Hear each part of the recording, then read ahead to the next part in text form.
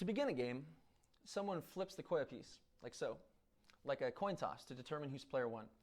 I typically play that if the Koya piece lands emblem up, that player is player one. But you can honestly do this however you want.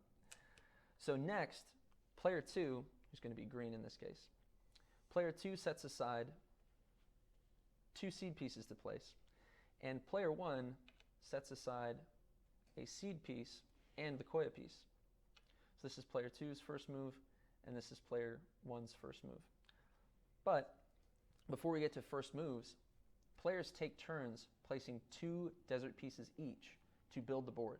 Now, this is one of the coolest parts of playing the game of Koya, is because every single time you build a new board to play on, and admittedly, there are some boards you'll build that'll be more challenging than others. Take, for example, this one. It's more challenging because there's more pieces towards the center, contrasted to maybe this board, where it's very open, there's a lot of space. So players take turns placing these pieces on the board, but very importantly, it begins with player two placing the first desert piece. Now, we don't really have to get into why it's that way, but player two places the first desert piece, player one places a desert, player two places another desert, and player one places a desert, and then they begin with their opening move. And they can choose to place these pieces wherever they want.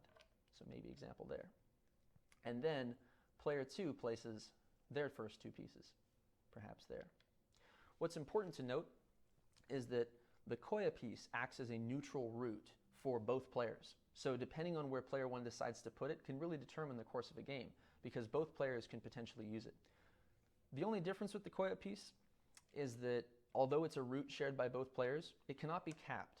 So it cannot become a center for either player. But that's an example of how to begin the game.